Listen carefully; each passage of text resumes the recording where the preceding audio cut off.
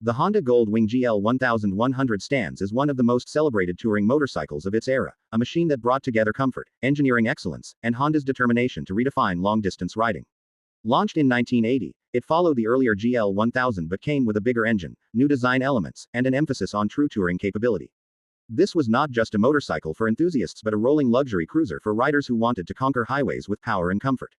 At the heart of the GL1100 is its 1085cc liquid-cooled flat-4 engine, a configuration that was already unique in the motorcycle world. This engine produced around 81 horsepower at 7,000 revolutions per minute and a torque figure of nearly 88 Nm, ensuring smooth and strong power delivery across the range. The boxer layout not only contributed to the low center of gravity but also minimized vibration, making the bike far more refined on long journeys compared to many competitors of the time. Mated to a 5-speed transmission, the GL1100 made use of a shaft drive system, a feature highly appreciated by touring riders who value durability and low maintenance. Unlike chain drives that required frequent adjustments, the shaft drive ensured a clean, smooth, and reliable transfer of power to the rear wheel.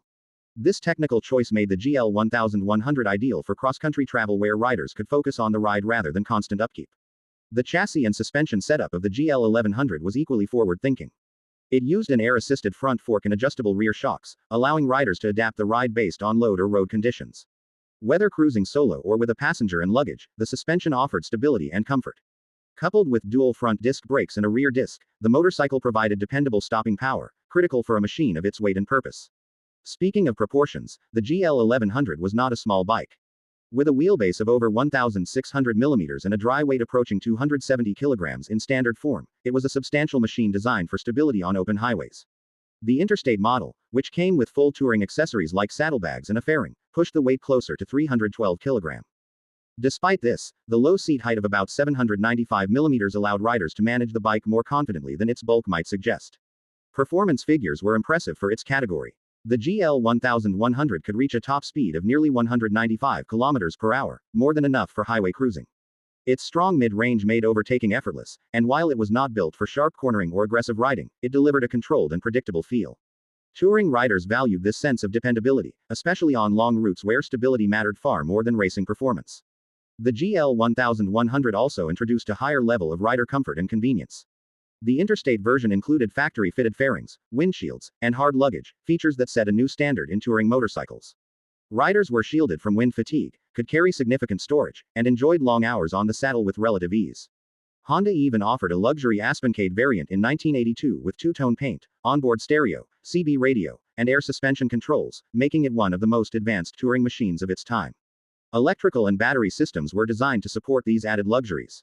Powered by a 12-volt battery and alternator setup, the GL1100 was capable of running lights, radios, and accessories, though riders had to remain mindful not to overload the system. Even so, this was among the first motorcycles where electrics became as much a part of the touring experience as the mechanics, hinting at the future direction of long-distance bikes. Design was another defining feature.